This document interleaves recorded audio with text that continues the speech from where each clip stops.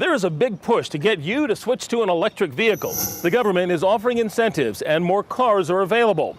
That has led to a record pace for electric vehicle sales in 2023. So we wanted to know, what does going electric look like?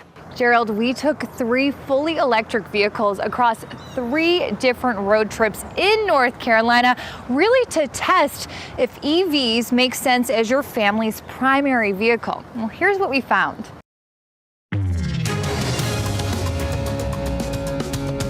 If you've driven one gas car, you've pretty much driven them all. But sit in an EV like this for the first time, and it feels like you need a training course. I don't even know where the... Oh, here's the okay.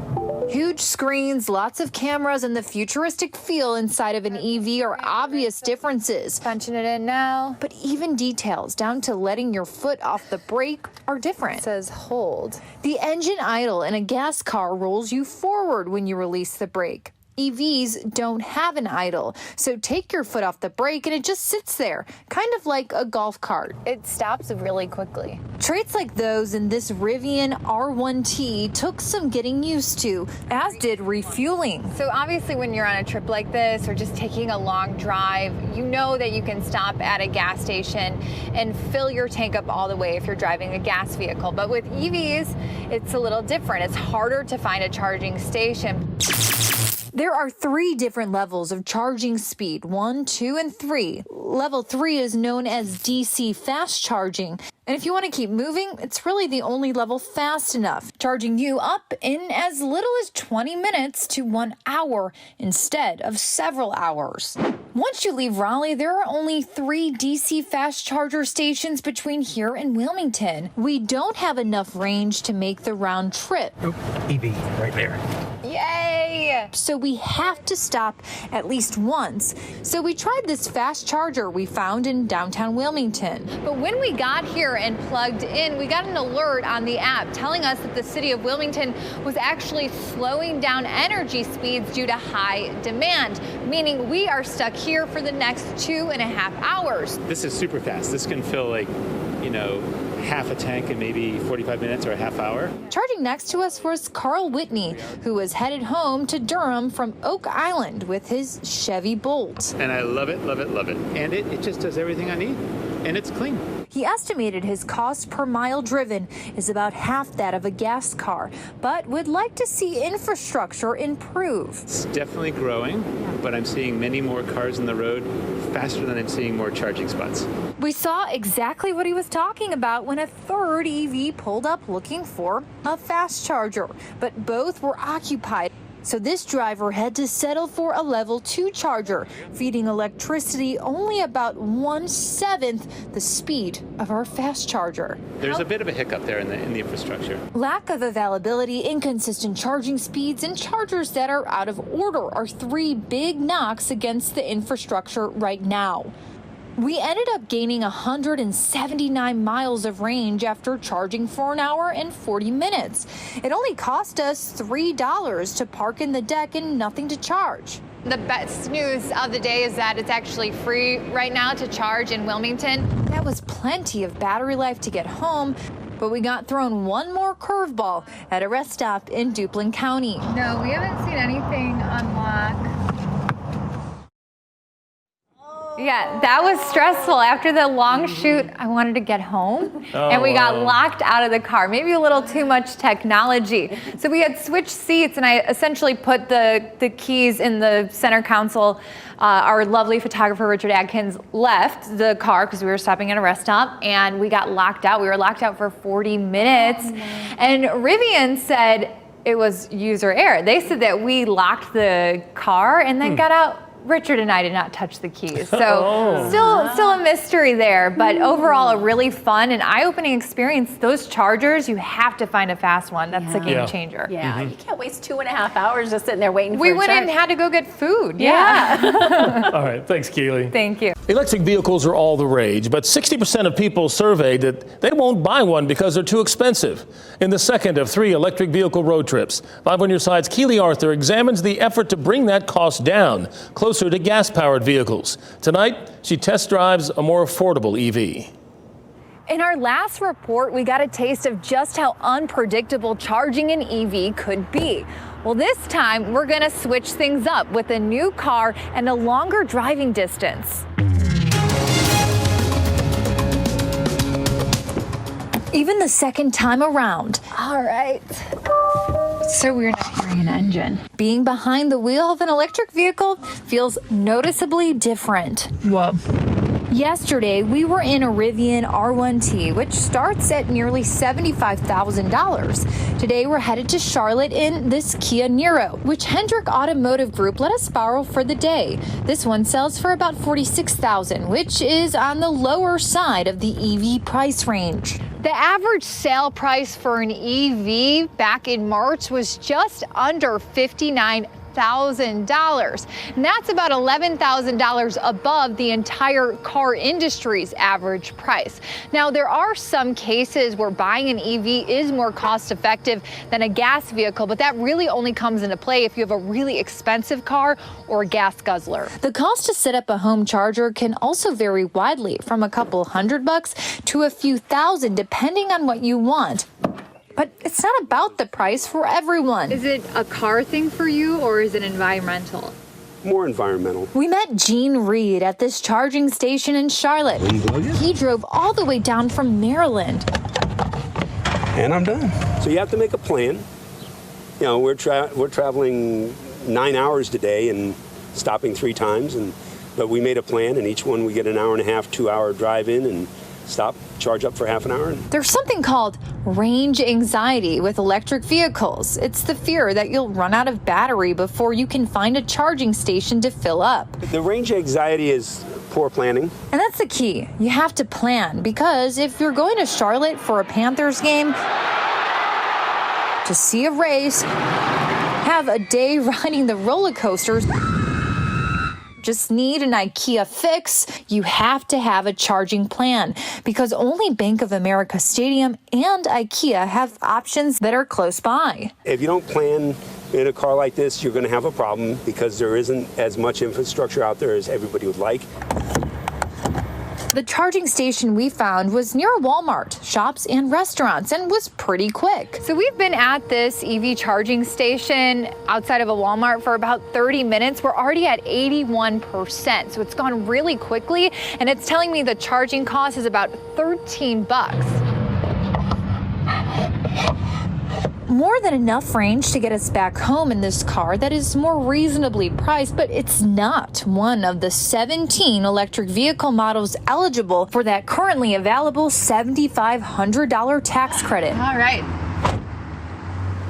So only vehicles that have batteries sourced and produced in North America are eligible for that $7,500 tax credit. Right now, unfortunately, the Niro isn't one of them. We're going to post all the cars eligible for the tax credit, though, on WRAL.com/5 on your side. And Gerald, I was just telling you, we have been hearing from all the Tesla owners. They want us to do a Tesla story. We got you covered. We have our Tesla road trip to Winston-Salem tomorrow. I have a Tesla, and you know what? One of the best decisions I've ever made. I've saved thousands on gas prices over the last year. People who have gone to EVs, I don't think there's any turning back. Yeah, it's the way of the future. It is.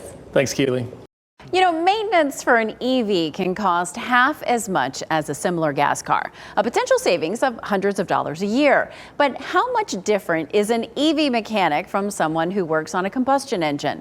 5 on your side's Keely Arthur explains it's another hurdle electric vehicles are having to overcome as they get more popular.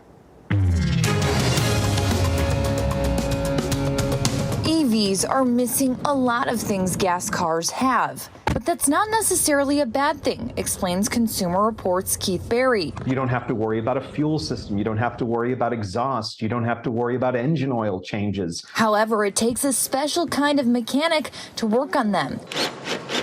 One who knows their way around voltage levels that can be lethal. EV mechanic training courses are ramping up, like the one at Wake Tech we told you about in February that received nearly $1 million in federal funding.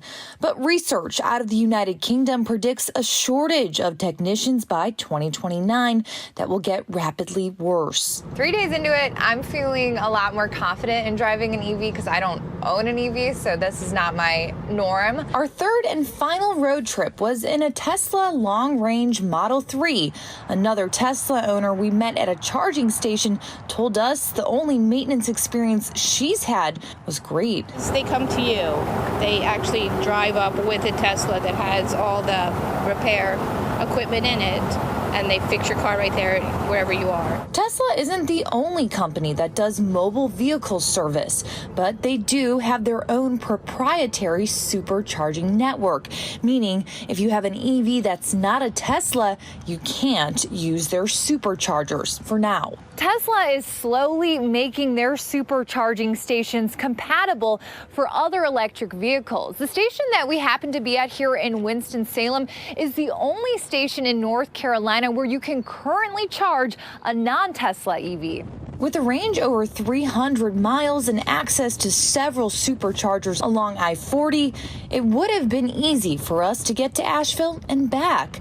But we wanted to directly compare the difference between level 3 fast chargers and the more common level 2 charger. So we've made it to our level 2 charger. This is the charger you're going to find most often while driving around North Carolina, but it takes a lot longer to charge. Even with some battery remaining, it's still going to take 8 hours and 10 minutes. The same car on a supercharger? It's going to charge this car fully at 35 minutes. And that difference is important to know if you're considering whether an EV works for your family. There are 2,500 public charging ports across North Carolina, but just 760 are fast chargers, and a whopping 547 only work with Teslas. Compare that to the idea that there's tens of thousands of gas pumps available in the state, and you realize electric has a long way to go. But there is clear value when it comes to fuel usage. Over the course of our 3 road trips, we used $106 worth of gas and just over $46 of electric charge. This has been such an eye-opening series. One more tool to help you analyze your driving costs. The Department of Energy has a vehicle cost calculator. You can enter your car's details, another vehicle, and then compare the costs over time. That and a lot more we have up on our website, WRAL.com/5OnYourSide. Find a supercharger. That's what I heard you say. That's the advice, right? And it's stressful to find one. Yeah, and you have more coming up at 7. Oh, Deborah, I feel like we've covered a lot, but we're kind of just scratching the surface. So at 7, we're going in depth with Dan Haggerty to talk more about the tax rebates that people are getting because they're buying EVs. And we also have our 5 on Your Side producer, Pritchard Strong, answering some questions. He worked really hard on this story as well. All right, we'll see you again at 7. Great. Thanks, Kaylee. All this week, 5 on Your Side has been showing you what it's like to own and drive an electric vehicle. How they drive, how they charge, how Tesla is a bit different than the others. We talk to people who love their EVs and others who are a bit skeptical or even fearful of what this movement might do for their livelihood. Tonight, Keely Arthur and I go in depth, EVs in NC. All right. Driving an EV takes some getting used to. It says hold.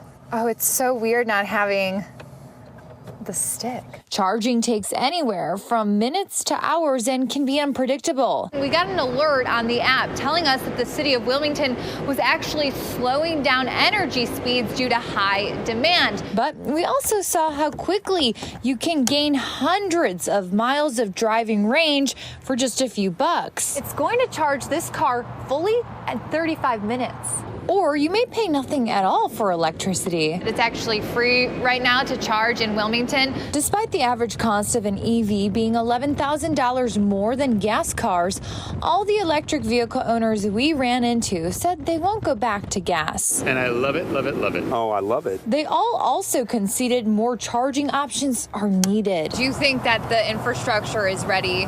No. Close, but not yet. Keely Arthur joining us now, getting us outside, a little field trip to the charging ports out here at WRAL. And I have some questions about charging. People concerned about power outages, or like we saw with Moore County and the power grid attack that had power out for days and days.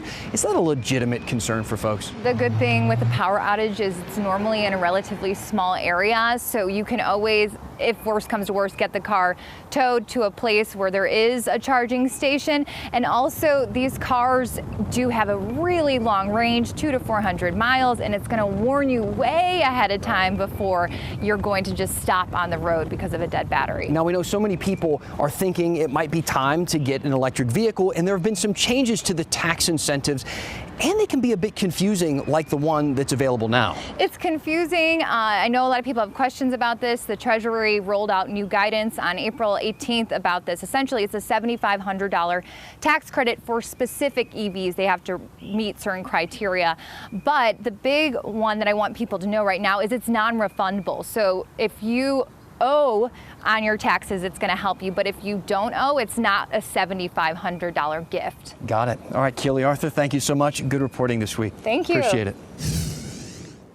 And you can find Keely's reports, all of them, on WRAL.com. I recommend you check those out. I do want to mention one comment that Keely did share with me. A viewer named Mike H. wrote to her and said, please report the whole story. So let's do that. And I'm guessing here, Mike, that you're talking about something specific. You're wondering how much cleaner electric vehicles actually are. That's how they're sold to us, right? Well, it kind of depends on how you look at it. If you put an EV right next to a gas-guzzling car, yes, much cleaner. But the equation is a lot more complicated than that. See, North Carolina is pretty progressive when it comes to renewable, clean energy like solar and wind and hydro and that sort of thing. According to the U.S. Energy Information Administration, in 2021, that's where we got about 15% of our energy, compared to coal, where we got 16% of our energy. So if you think of it that way, if we're burning coal to fill our batteries, it's definitely not clean. But we've been weaning off of coal by leaps and bounds over the past decade and will continue to do so, making us rely more and more on nuclear. In 2021, we got 33% of our electricity from nuclear power. And while nuclear doesn't cause dangerous emissions that warm the planet, Greenpeace points this out. It generates huge amounts of toxic waste, and no government has yet resolved how to safely manage this. Not to mention, the ideas that we currently have to manage it are extremely expensive. NBC reported in 2019 that costs jumped from $383 billion in 2017 to $493 billion in 2018. That's more than $100 billion in just 1 year. And keep this in mind. Most of this waste is highly radioactive and will remain so for thousands of years. Simply put, no one has a great plan for this yet. And that's just to charge the batteries. We haven't even talked about creating them. I'm joined now by WRAL 5 on Your Side producer Pritchard Strong. He worked on this series with Keely. And Pritch, these batteries are filled with expensive metals that do have to be mined. And before we get your feedback on that part of it, I do want to give people a little bit of background. You see, you can't make these batteries without lithium, a very important component. Now, there's an article from The Guardian. It states 95% of our lithium comes from Australia, Chile, China, and Argentina. Those are places where we can't regulate working conditions or environmental impact. And it also means that we're in the process of developing this critical infrastructure in the U.S. that relies almost entirely on other countries that we don't always agree with, like China. So there's been this new push to mine for these metals like lithium here in the U.S., including Gaston County, North Carolina. You covered all of this during your time in Charlotte. Can you tell us a bit about it? Yeah, so west of Charlotte, Piedmont Lithium is trying to open a lithium mine in Gaston County. It's $1 billion project. This is to help with electric vehicle batteries. And basically, neighbors have pushed back on it. Some have been okay with it and sold their land. Others have really pushed back hard. And they have a couple of concerns. One is they don't want their environment, the area around them, destroyed. And they also are worried about their groundwater. They're concerned that this mining operation could contaminate the groundwater and cause problems for them in their well water. They've seen it happen before in Belmont, which is also in Gaston County. They had an issue a few years earlier where there was concerns about contamination from a nearby Duke coal ash plant. They were on bottled water for more than 1,000 days. They could not drink their tap water for that long. So they've seen it happen, and they don't want it to happen to them. And during research I've done in other countries, looking what's happening in other countries, this type of mining for lithium can potentially cause a problem with groundwater. And Piedmont Lithium has tried to assure neighbors that's not going to happen here, that there are better rules in place here. There won't be an issue, and if there is, they'll fix it. But that has not done enough to reassure neighbors. All right, Pritch, thank you so much. Appreciate it. And I do want to end this segment tonight with a quote from the director of the Institute for Responsible Mining. This was published in the New York Times. This is a person who vets mines for BMW and Ford Motor. She said, "Our new clean energy demands could be creating greater harm, even though its intention is to do good." Look, there's a lot more to discuss here. I know that.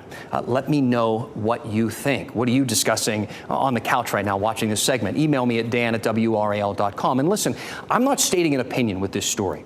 The fact is our planet is warming. We know this. Fossil fuels are a primary factor. This is scientific consensus.